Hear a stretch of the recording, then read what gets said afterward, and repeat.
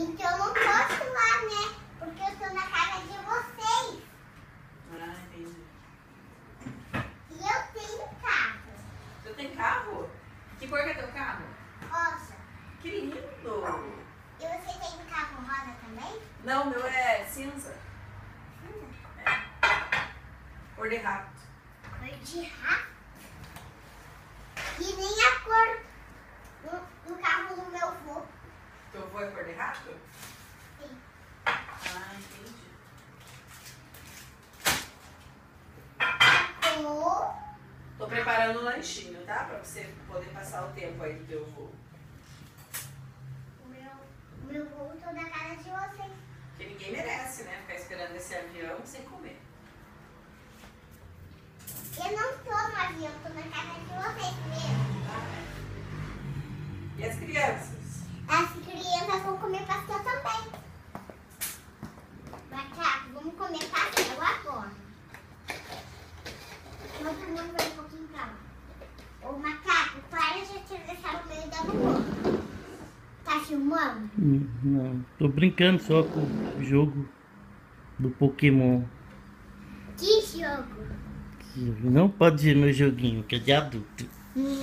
Sério? Eu vou ver. Alô? Deixa eu ver se é Pokémon. Tá bom, tô procurando um Pokémon aqui. Já viu esse jogo que a gente procurou Pokémon? Aí, tá vendo? Tá filmando? Tô filmando não. É porque tem um Pokémon, tem um jogo do Pokémon. Você tá assistindo o jogo do Pokémon? É. Tá? Uhum.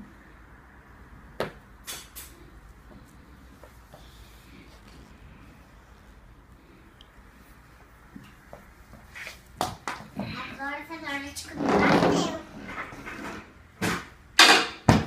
Opa. Sabe o que tem aí dentro?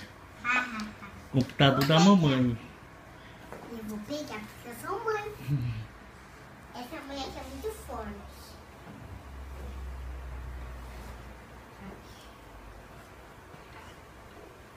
Eu tenho que segurar, né?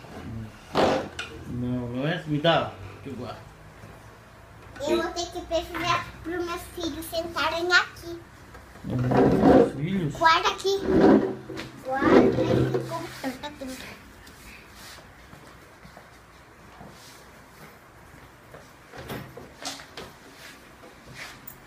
A bolsa não sumiu.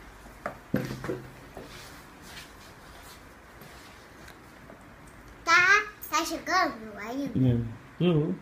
Tá jogando ainda? Tô. Deixa eu ver. Tá ou não tá? Tô.